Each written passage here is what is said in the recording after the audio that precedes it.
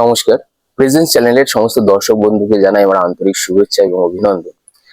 তো কিছুদিন আগে একজন শ্রোতা বন্ধু অনুরোধ করেছিল যে মেডিটেশন ছাড়াও আমরা কিভাবে সব সময়ের জন্য আমাদের চেতনাকে ওপরে সবসময় তুলে ধরে রাখতে পারবো।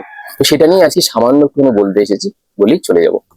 দেখুন, আপনি আপনার সমস্ত কাজকর্মের মাঝে যদি আপনি অ্যাওয়্যার থাকতে পারেন, প্রথমে এটা অ্যালার্টনেস বলবো, তারপরে অটোমেটিকলি এই অ্যাওয়ারনেসটা আপনার বাড়তে থাকবে। একটা ছোট্ট ছোট্ট কয়েকটা আপনাকে উদাহরণ দিয়ে বলছি। ধরুন আপনি সিঁড়ি দিয়ে উপরে উঠে যাচ্ছেন বা উপরে উঠে আসছেন। আপনি সাধারণভাবে বোঝার চেষ্টা করুন যে আপনি কটা সিঁড়ি ভেঙে আপনি উপরে উঠছেন। এটা 1 নম্বর।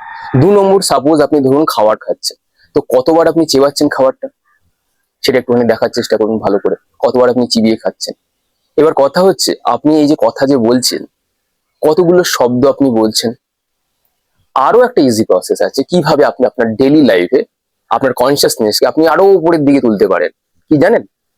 আপনার ব্রেথ, আপনার শ্বাস প্রশ্বাস। আপনি যদি আপনার শ্বাস প্রশ্বাসকে সব সময় অবজার্ভ করতে শুরু করে দেন, আপনি উইটনেস হয়ে যাবেন সবকিছুর, আপনি সবকিছুর সাক্ষী হয়ে যাবেন, সাক্ষী। আপনি ভাত খাচ্ছেন, ঘুরতে যাচ্ছেন, যাই করছেন না কেন, আপনি সবসময় আপনার ব্রেথকে কোনো সময় কিন্তু ছাড়ছেন না। আর ব্রেথ কখনো সূচি অসুচি বলে হয় না।